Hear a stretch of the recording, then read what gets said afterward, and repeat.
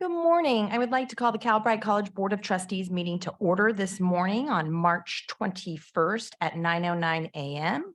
And before the meeting gets started, I'd like to ask our board liaison to review the meeting procedures and protocols. Good morning and thank you for joining us. I am Terry Lucas, Board Liaison at Calbright College. You can follow our meeting agenda on Board Docs. The link can be found on our website, which is calbright.org/board. For attendees who wish to make public comment, please use the Q&A to address the board for up to 3 minutes. Public comment should be used to address today's agenda. A reminder that this board meeting is being recorded. Thank you. Thank you. With that, will you please call the roll? Hildegard Aguinaldo, Present. Darius Anderson, Adrian Brown, Amy Costa, Here. Joshua Elizondo, Present. Felicia Escobar Carrillo, Aye. Tom Epstein, Here. Jolena Grande, Here. Pam Haynes, Lieutenant Governor Kounalakis, Harry LeGrand, Here. Paul Medina, Here. Jennifer Perry, Bill Rawlings, Present. Blas Villalobos, Here. and Joseph Williams. Here. We have quorum, President Costa. Thank you. And I'd like the record to note that another one of our meetings, our new board members, board member Salas is absent. So if the record could reflect that, please. With that, I am going to turn it over to our Vice President, Board Member Aguinaldo, to lead us in the pledge. Thank you very much. Please stand if you're able. Place your right hand over your heart and begin. I pledge allegiance to the flag of the United States of America and to the republic for which it stands, one nation, under God, indivisible, with liberty and justice for all. Great. Do we have any board comments on the order of the agenda? I'm seeing thumbs up. I don't think we need to take any public comment on that. With that, we will move into my president's report, which as always, I like to keep brief. We are lucky to welcome a few new faces to our board. We were recently joined at our Board of Governors meeting and we welcome them here at Calbright today. We have board member LeGrand. We also have board members Brown and Salas who will join us. They were just appointed late last week. So I know I, for one, am thrilled that they were able to join us both yesterday and today.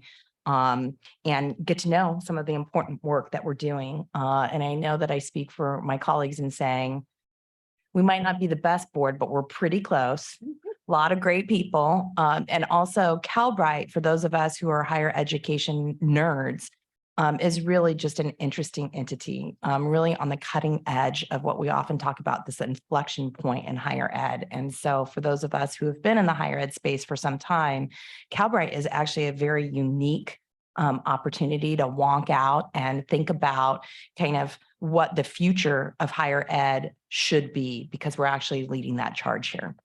With that, I will turn it over to our fearless leader, our CEO, Ajita Menon. Thank you so much. Good morning, President Costa, Vice President Aguinaldo, and members of the Calbright Board of Trustees. I'd first like to congratulate Vice President Aguinaldo on her reappointment to the Board of Governors. And similar to Chair Costa, I wanted to also welcome trustees Adrian Brown, Harry LeGrand, and Mary Salas. Very excited to have you on the board with us. It's wonderful to be with all of you this morning, both a combination of in-person and online, and we have a very full agenda ahead of us. This month, as many of you have likely heard, Calbright surpassed a milestone of a 2,000 person student body.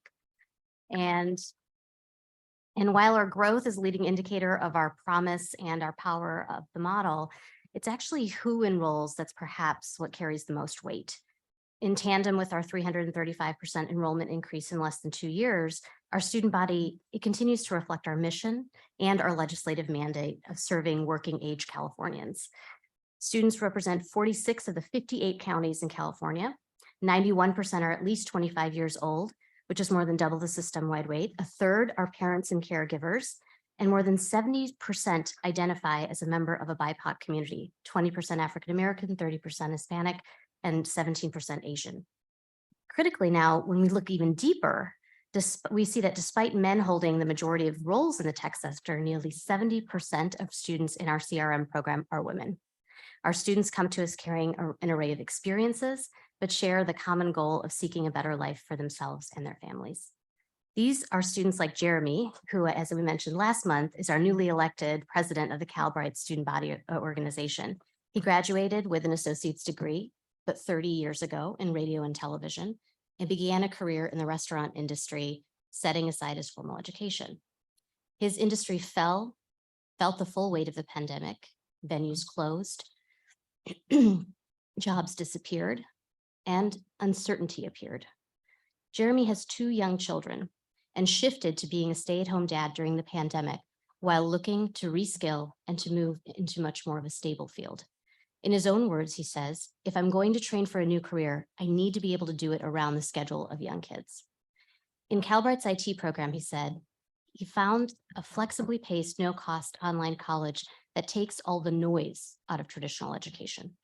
Students like Jeremy live in every part of California, and many have been working in one job or an industry for decades, which is why our Calbright student journey extends beyond the classroom and into how a graduate prepares for the job search and also translates the skills that they have into the professional world.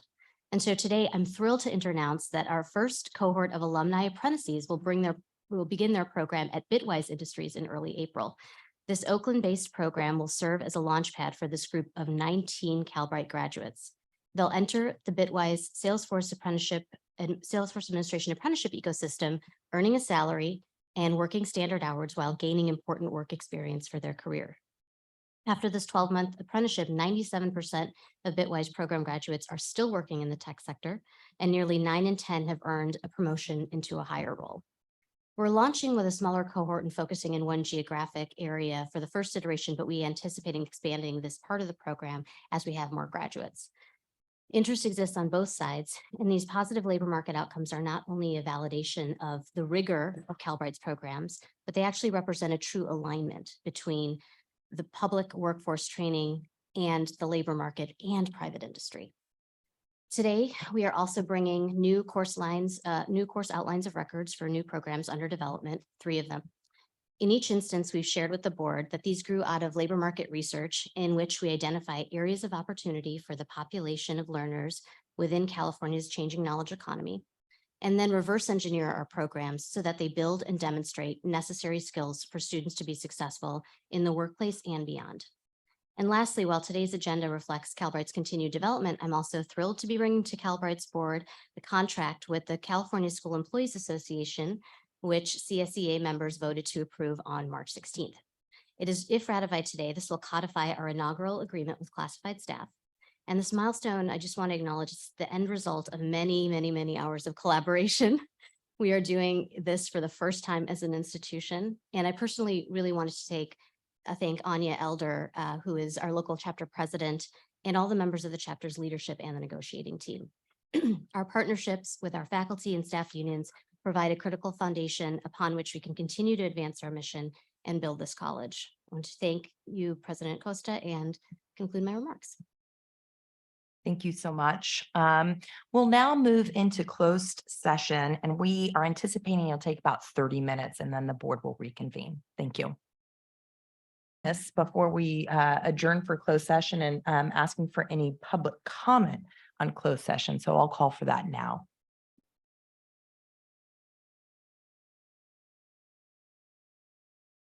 There is no public comment, President Costa. Great, thank you. The board did not take any action in closed session. Next, we will move on to our consent agenda. Do any trustees wish to remove an item from the consent agenda for separate discussion or motion? Seeing none, I'll call for public comment on the consent agenda. There is no public comment, President Costa. Great, thank you. With that, I will entertain a motion and a second, colleagues. I'll move approval of the consent agenda. This is Member Grande. I'll second. Rollins. Great, we have a motion with that. Can you please call the roll? Hildegard Aguinaldo, Aye. Darius Anderson, Adrian Brown, Aye. Lieutenant Governor Kunalakis, Harry LeGrand,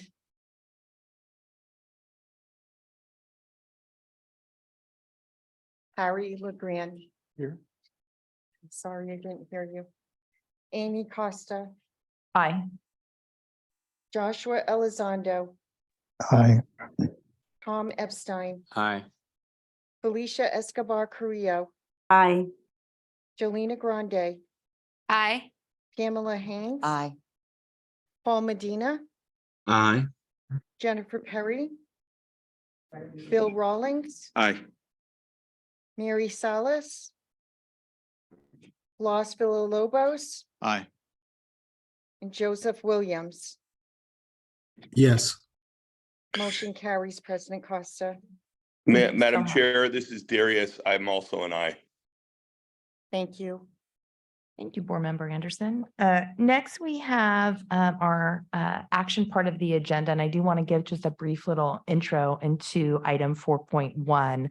We're going to present the item, which is the CCCT board election, but I want to point out that the item that we're voting on is strictly an approval of giving the executive committee authority to select a candidate for election to the CCCT board. And that would be on behalf of the full Board of Trustees of Calbright. And so a discussion will take place in executive committee during the meeting that will be held on April 19th. Colleagues, you'll recall this has been our past practice as a board because we are so lucky to have Board Member Haynes, who is kind of our subject matter expert in this item. So with that, I will turn it over for presentation. Good morning, President Costa and members of the Board of Trustees. The Board of Trustees can submit one ballot comprised of selected candidates to the California Community College Trustee Board on or before April 25th of this year. Calbright must select its candidate at the next meeting of the Executive Committee, which is on April 19th, 2023. And therefore, we are asking the board to give authorization to the Executive Committee of the board in order to select the candidates for whom the board will cast its votes. This is the authorization that is being requested. President Costa, thank you. Thank you. With that, I'll open it up to any public comment on this item. There is no public comment, President Costa. Great. With that, colleagues, I will entertain a motion in a second. I'll move approval of the item. It's Member Grande. Second, Member Williams. Bill's going to give it to you, Joseph. So we've got Grande with a motion, Williams with a second. With that, can you please call the roll? Oh, Hildegard we don't have discussion?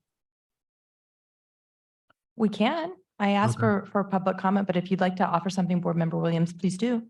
Yeah, I wanted to recommend the member from Chaffey College and Los Angeles Community College. I'm going to turn it over to Board Member Haynes. So, well, you're not going to be at the, all right, so there needs to be a process for having a broader discussion. So, I'm looking at our general counsel who is nervous because what we cannot do as a board is have private conversations that That's are not right. open to That's the right. public. So what I'm going to suggest, and I will look at my general counsel for a thumbs up or thumbs down, is for Board Member Williams to provide his suggestions right now during our public comment that Board Member Haynes will take under advisement and report out during our Absolutely. executive committee meeting on the 19th. I'm getting a heads up. All right, Board Member Williams, go ahead and proceed with your recommendations. Just point out, I'm not a member of the public. It doesn't matter. It's for the public record. So you can put forward your recommendations so that there's a record for all members of the public. And then it will be discussed again in our public meeting on the executive committee on the 19th. Got you. I just, wanted to be clear, this is part of the voting discussion, not as part of public comment though. But I want to recommend the member from Chaffey College in Los Angeles Community College District.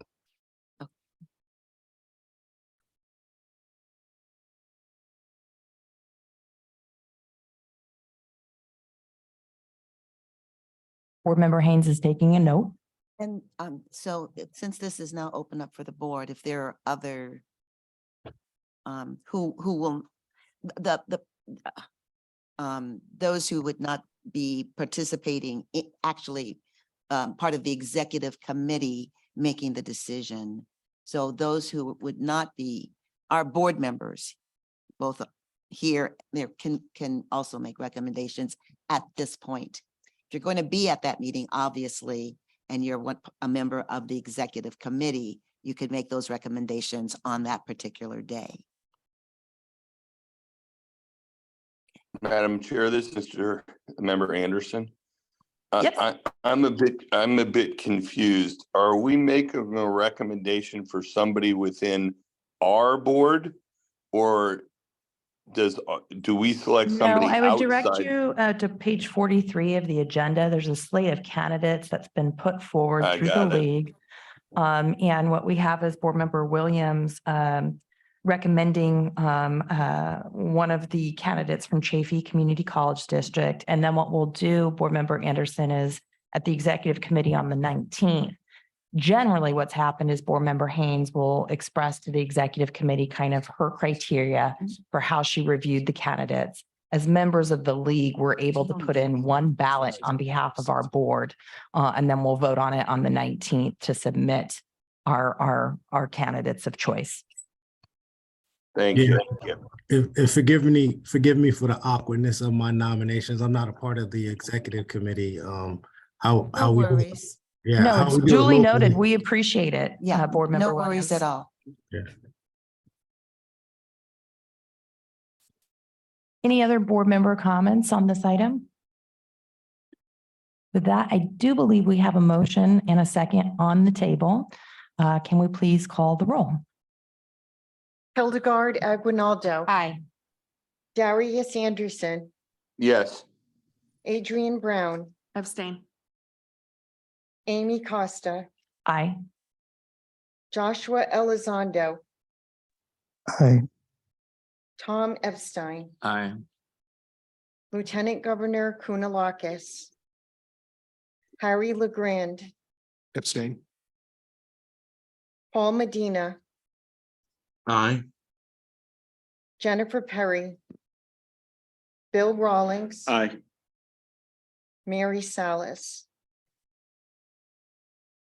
Felicia Escobar Carrillo, Aye. Jolena Grande, Aye. Pamela Haynes, Aye. Blas Villalobos, Aye. Joseph Williams. Aye. Motion carries. President Costa. Great, thank you. We have our next action item, which is 4.2, Medical Billing Program Course Outlines of Record. I know in the past when we've done this, we've kind of grouped them together. So if you could just let me know in the presentation so that we can mirror that in the motion if you're going to be presenting all of the items. And specifically, I'm looking at items 4.2, 4.3, and 4.4, all of which are course outlines of records. Make sure your mic is on. We will be grouping them, President Costa. Thank you. So good morning, President Costa, Vice President Aguinaldo, and members of the board. I am seeking board approval for 3 new programs. These 3 programs represent the final milestone to meet the July 1 statutory deadline to design and validate 10 new programs. At the last board meeting, I highlighted program themes and the optimization of student flexibility through occupational clusters and pathways. The key component of moving to occupational clusters is really the unbundling of programs and courses to a skills-based curriculum. As Calbright designs and validates curriculum, we must identify current and essential industry skills. This work occurs during the design and validation stage, beginning with our workforce and strategy partners, but continues with our engagement with workforce advisory councils. During these engagements, we are not only confirming that these are the right industry skills, but also gaining insights into the essential skills needed to thrive in the aligned industry. This input is always directly reflected in our program course outlines of records. Calbright will be leveraging an assessment-first approach, allowing us to first capture students' prior knowledge and experiences, and then provide modularized learning to ensure mastery of the curriculum.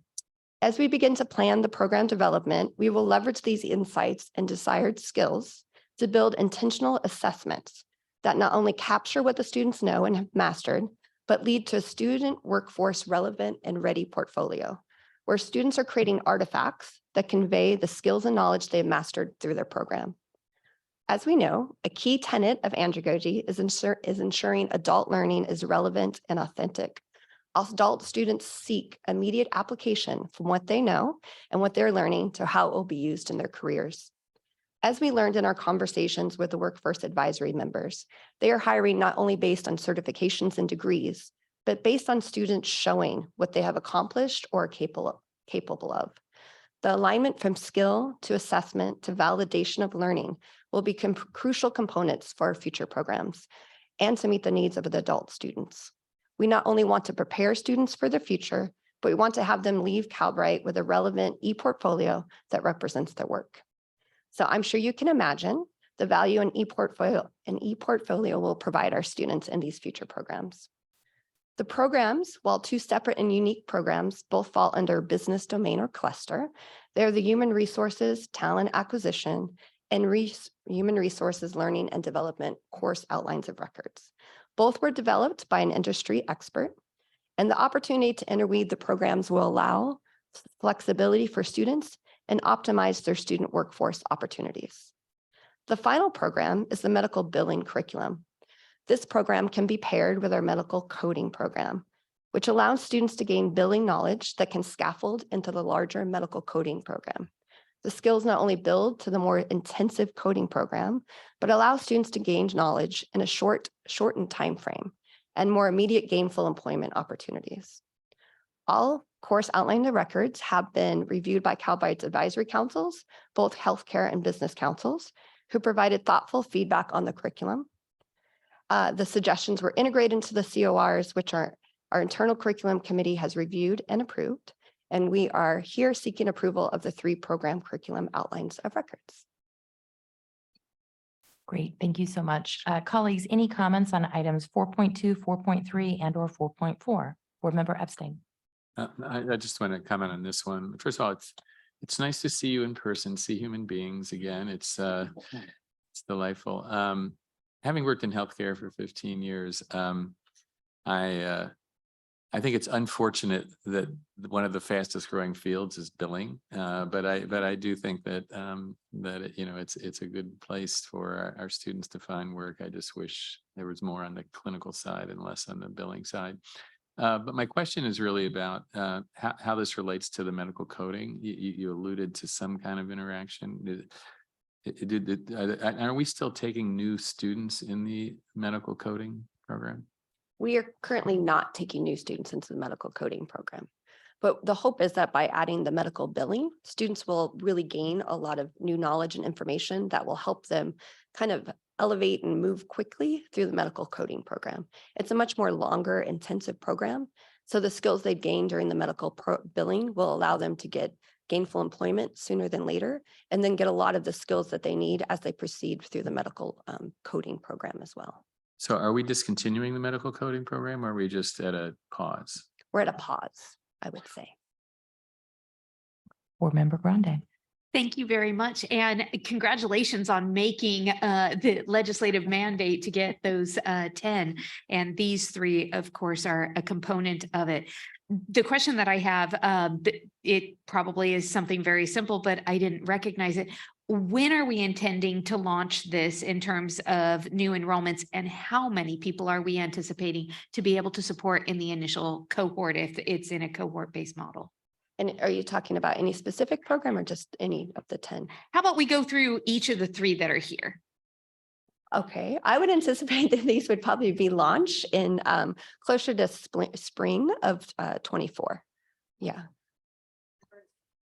I am not quite sure. Do we have an idea? Usually when we do our pilot, we aim for about 50 students per program, Yeah. which allows us to seek input from students and then iterate before we do a full launch of those programs.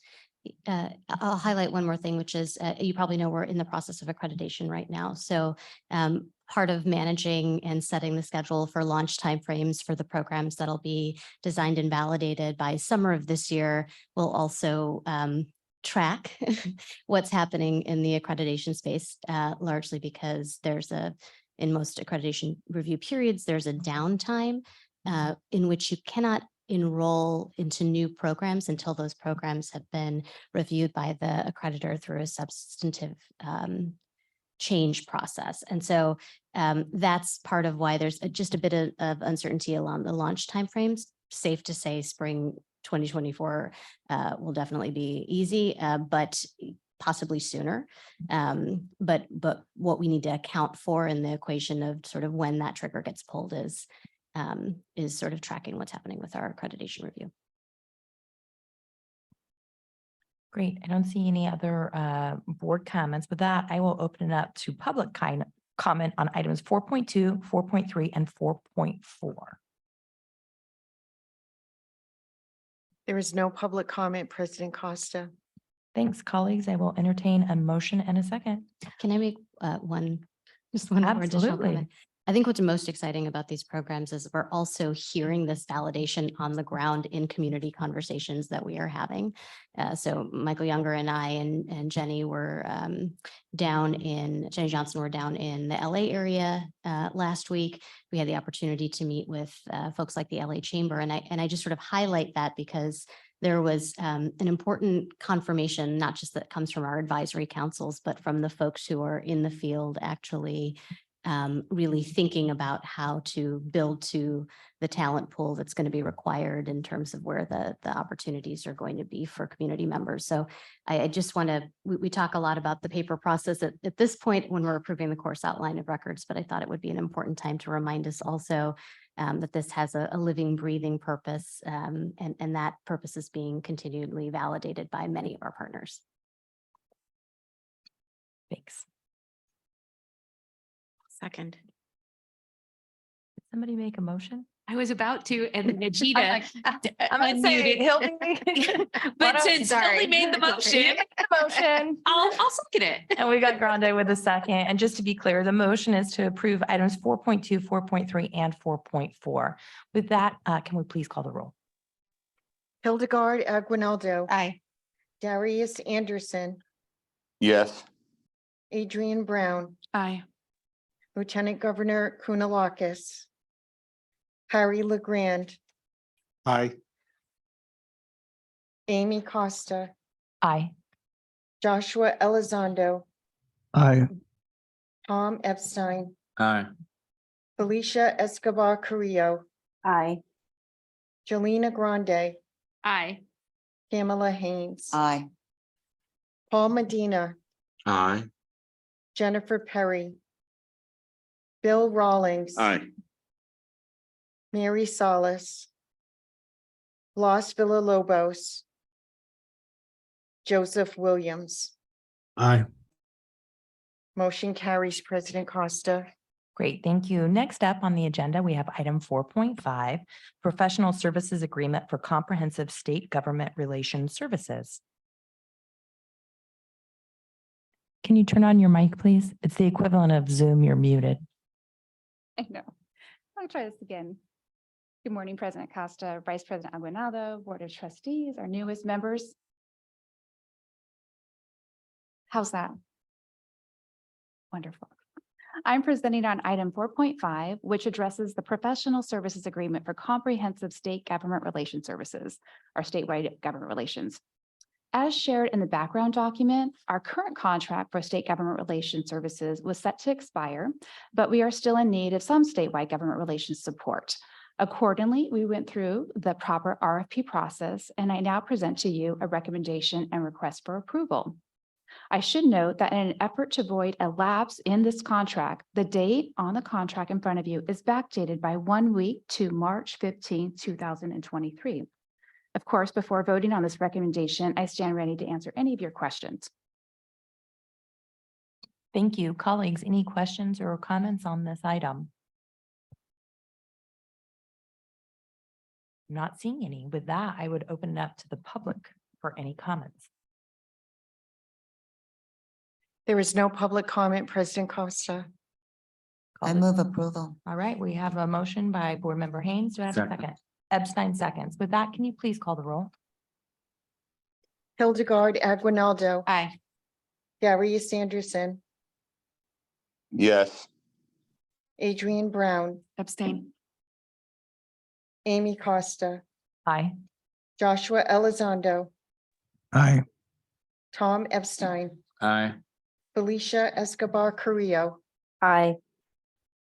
Lieutenant Governor Kunalakis, Harry LeGrand, Abstain. Paul Medina, Aye. Jennifer Perry, Bill Rawlings, Aye. Mary Salas, Jolena Grande, Aye. Pamela Haynes, Aye. Los Villalobos, Aye. Joseph Williams. Aye. Motion carries, President Costa.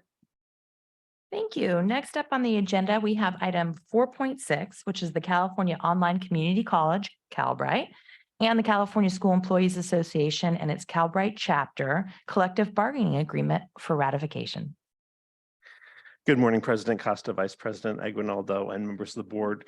Over the last year, Calbright College team and the California School Employees Association and their local chapter number 53 have been negotiating an inaugural contract for the class to represent the classified employees of Calbright College. I want to thank first Alex Moore, our CSEA representative, Anya Elder, our CSEA president, local president, Michael Gladish, Raul Saribia, Tamea Erovsi, Ted Lai, and many others who worked on this over the past year. Many hours of hard work on both sides allowed us to create what we believe is a fair contract that honors the hard work of our classified employees. Negotiations were productive and collaborative and have resulted in a collective bargaining agreement before you today. We're excited about this agreement and feel that it will provide a roadmap for future practices and stability for classified employees and for Calbright College. I'm honored to bring this first CSEA Local 53 agreement for consideration and ratification. Thank you. Board members, I'll open it up for comment. Board Member Rawlings. So just congratulations to everyone involved, especially Chapter 53, Anya and your team there, but also to the district. This is a solid contract. I've read through it. I've been negotiating these kind of contracts for almost 30 years, and you've got a really great start. So really excited to see what's to come next. I'll just say, I am pleased as punch. I'm really just happy. Obviously, we all know that it is the people that make our educational institutions successful.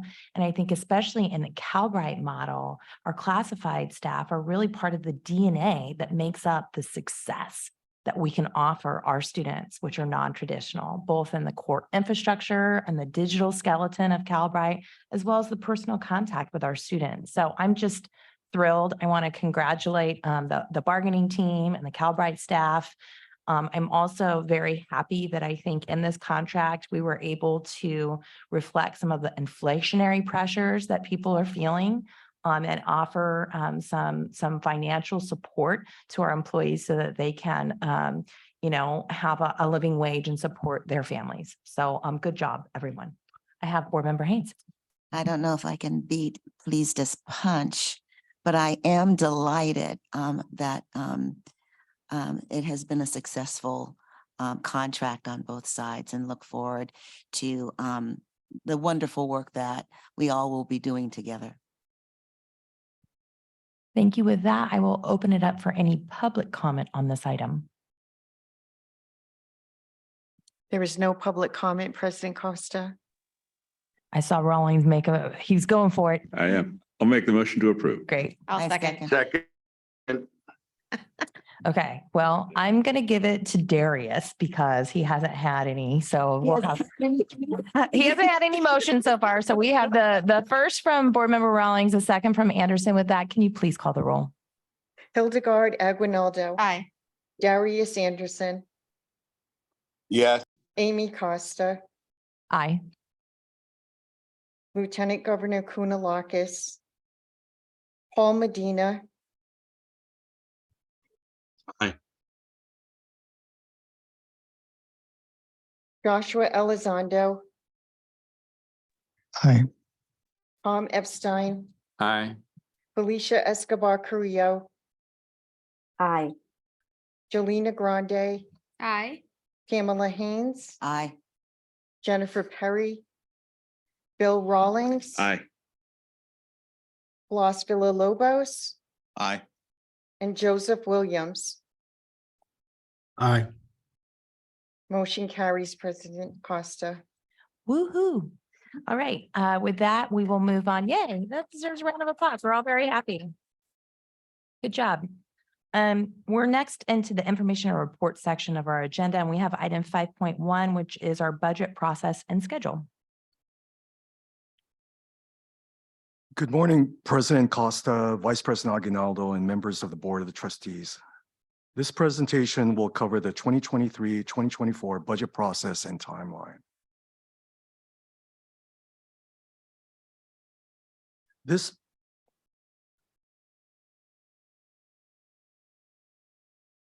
budget presentation fulfills the main objective of the Board Policy 6200, where the budget process and timeline is presented to the board.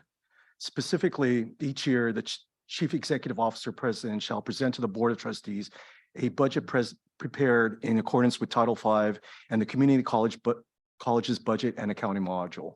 The schedule for the presentation and review of budget proposals shall comply with state law and regulations and provide adequate time for board study. The budget development will meet the following criteria. The annual budget shall support the college's strategic priorities. The budget assumptions are presented to the board for review. A presentation is provided to the board by March of each year that includes dates for presentation of the draft budget, required public hearing, board study sessions, and approval of the final budget. At the public hearing, interested parties may appear and address the board regarding the proposed budget or any item in the proposed budget. Unrestricted general reserve shall be no less than 5% of the fund. Changes in the assumptions upon which the budget was based shall be reported to the board in a timely manner, and the budget projections address long-term goals and commitments. The budget overview. Budgeting overview. This slide on slide number four, please. Yes, thank you. The budget process takes 3 steps: the assumptions, adjustments, and finalization. The first step is departmental assumptions. Department managers start with the current year budget and the actual year-to-date financial information to judge their department's progress on a year-to-date basis. This forms the foundation for next year's budget, which includes personnel changes, program additions, and operating expense assumptions. Senior leaders meet to discuss and revise assumptions to arrive at a draft budget. To further elaborate on this step, in my role as CFO, I will work closely with the department heads to fine-tune their assumptions and make potential recommendations. From this stage, the senior management team will analyze and review assumptions and recommendations to advance the process. The next step is the adjustments to the budget. Department leaders finalize their department budgets with input from senior management and budget advisory committee. A version 2 draft budget is finalized. At this stage, the budget will typically undergo some iteration and refinement based on continued internal review with department leaders and review and comment by the Budget Advisory Board. This budget will culminate in a version 2 draft budget. The final step is the budget finalization and presentation. The version 2 draft budget is prepared to the Board of Trustees for further review and acceptance. Public hearings are held with further adjustment and final acceptance by the Board of Trustees. The budget draft will be targeted for review by the Board of Trustees at the June meeting and will be presented to the Board of Trustees for final adoption at the August board meeting. Next slide, please. So here we are, the budget process. The next 2 slides We'll discuss the unrestricted and restricted budget assumptions.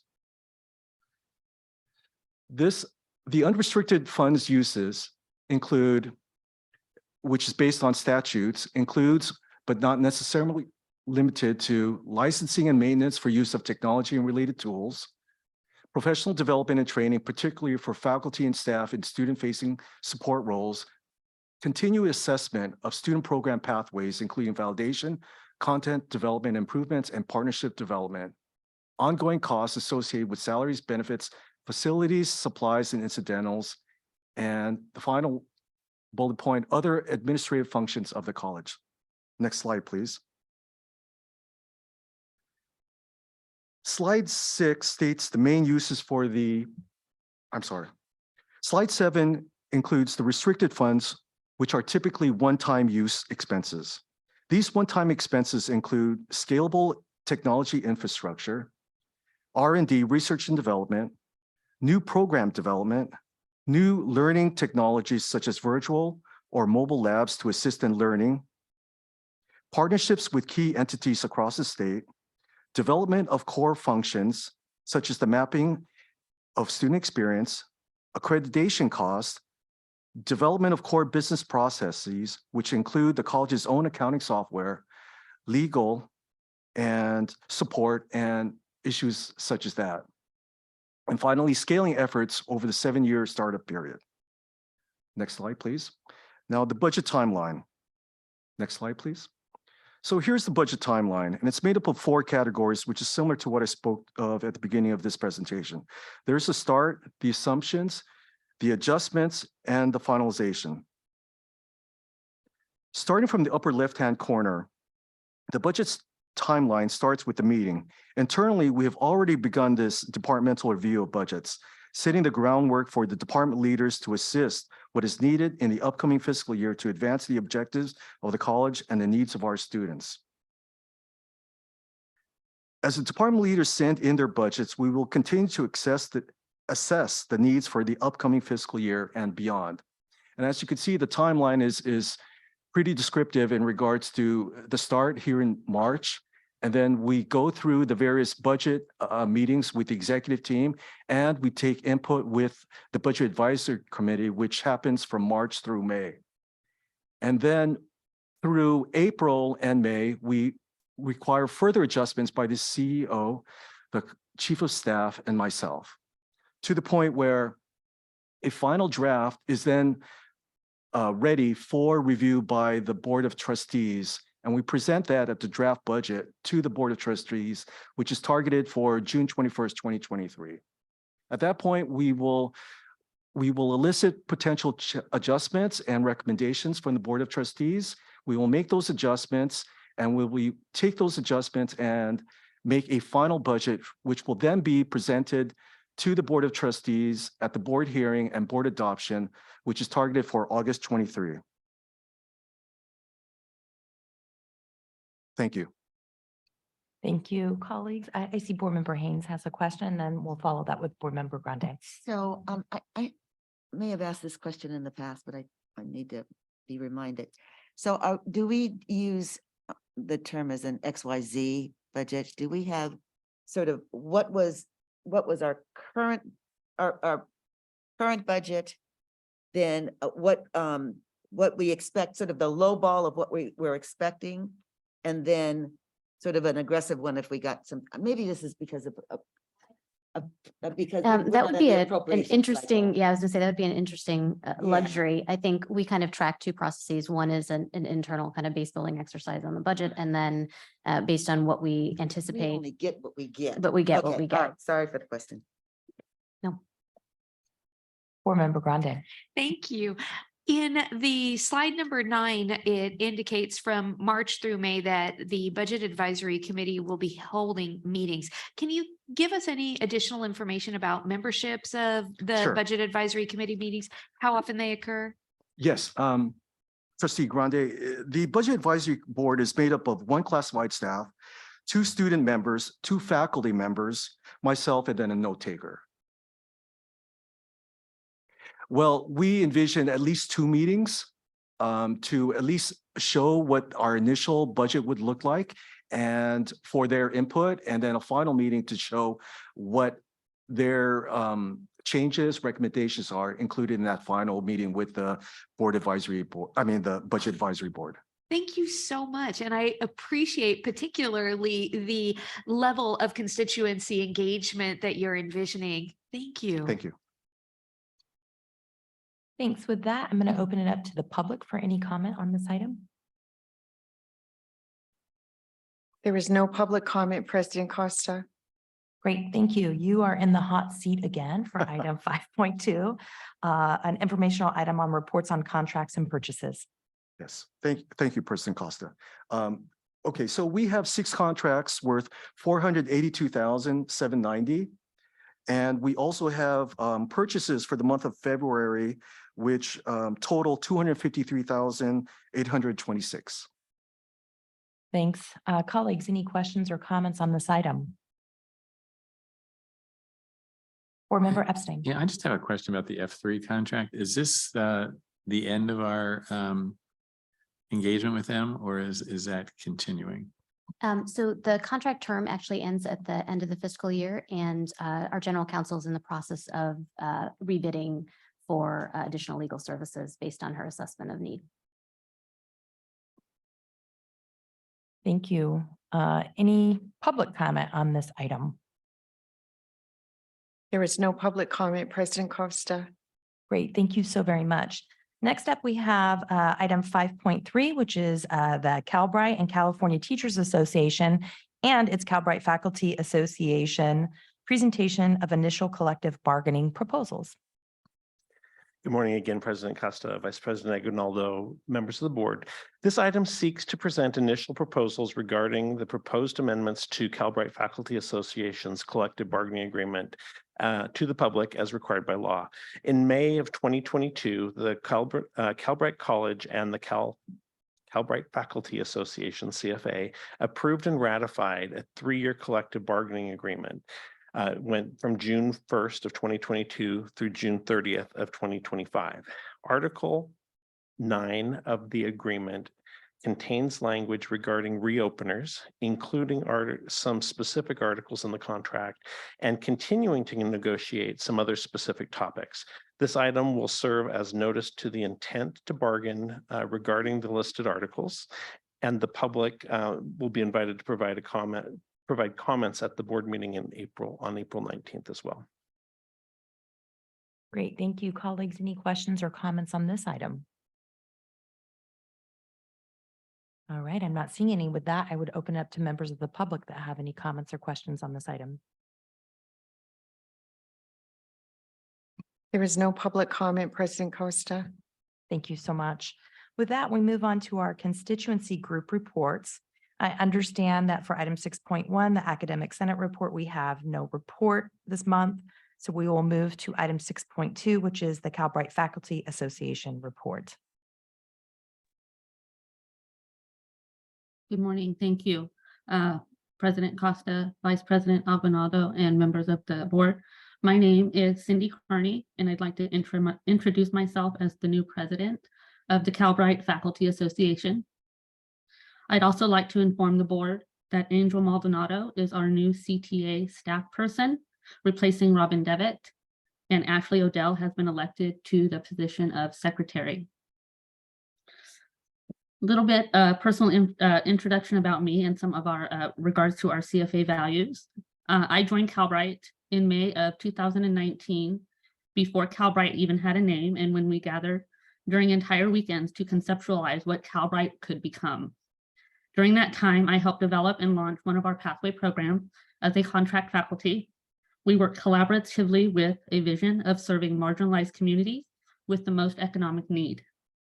In December of 2020, I joined Calbright as a full-time faculty member because I wanted to work for a student-centered organization, an organization that would provide me as faculty with the opportunity to thrive in a career that I am passionate about and to model and facilitate this for my students. I then realized that Calbright was not yet what it could become, and I joined the Calbright Faculty Association, where I have expanded my collaboration with Calbright to the bargaining table and contributed to bargaining our inaugural contract, advocating for working conditions that will support the essential and transformative work that we are engaged in. And we continue. Today, CFA would like to introduce our Sunshine document to the board with the intention of commencing negotiations in May. CFA's priorities remain to work with Calbright in establishing language addressing class size, student load, overload, and benefits, among other articles, with the goal of elevating faculty working conditions to a more equitable standard. We engage in this process as a mission-driven faculty members so that we may better serve our students. On a final note, CFA would like to congratulate CSEA for introducing their inaugural contract today. Thank you. Thank you, and congratulations to you and your peers on your recent elections, and we look forward to working with you. With that, we will move over to our California School Employees Association constituency report. Thank you so much. President Costa, Vice President Aguinaldo, and the esteemed members of the board. Today marks a very important milestone for Calbright College, and we have reached ratification on the inaugural CSEA Chapter 53 contract. This almost 60-page contract represents over 8 months and countless hours of meetings, surveys, research, and bargaining. Having our classified employees represented by a union, I strongly believe, is aligned with Calbright's values. And this contract means that we are not only an organization whose workers are driven by their mission, but whose workers are rewarded for their work and loyalty. As you can imagine, the process of establishing an inaugural contract is never easy. Doing it in a fully remote space during a pandemic adds to the historic nature of the event. From the beginning, our goal was to ensure that classified employees would have a meaningful voice at Calbright, helping to contribute to the fulfillment of the college's mission and vision. We believe that today we've achieved that goal. The goal was achieved and our workplace culture strengthened by the partnership we were able to develop with Calbright's management. Together, we created a contract which establishes baseline working conditions that provide classified employees with protections, tools, and wage increases that support the passion they bring to our very urgent work on a daily basis. I use this word partnership intentionally, as we truly were able to partner with Calbright's negotiations team.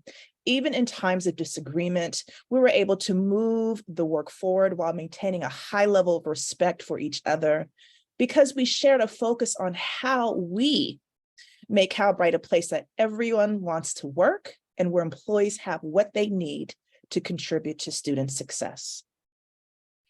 President Menon, from the very beginning, my conversations with you reflected your deep commitment to seeing this through. Thank you for your support of this process and commitment to lifting up the classified voice. Calbright's negotiations team, Joe, Ted, and Timea, thank you for working through this process with us. Although we couldn't agree on everything, what we did agree on will make a huge difference in the lives of our classified employees. Despite the heavy loads you all have here at this college, you made this a contract a priority. You also made us feel heard. You made us feel seen. Thank you. My negotiations team, Alex, Raul, and Michael, thank you for the time you've dedicated to this process. Alex, our senior labor representative for CSEA, your hands-on support that you provided from day one was a world-class course in organizing and negotiations. You kept us on track, in compliance, and focused. Raul and Michael, you were pulled into negotiations team a little bit later on, but once you joined, you were all in. Thank you for contributing your time and your voice to this process. I hope you are as proud of yourselves as I am of you. And Karen, our union secretary, thank you, thank you, thank you. You did a lot of behind the scenes work. And you made sure that we stayed organized, we stayed in compliance with our Constitution as well as our bylaws, and that was no easy lift. And lastly, to all of the CSEA members, all of the classified employees, thank you for trusting us in this process. We are extremely humbled by the trust and support you lent through this process. Thank you. That concludes my comments. Thank you so much for your comments. Yeah, I think we're all happy. Today is a good day. With that marks the end of our constituency group reports, and so I will open it up for any members of the public who wish to be heard.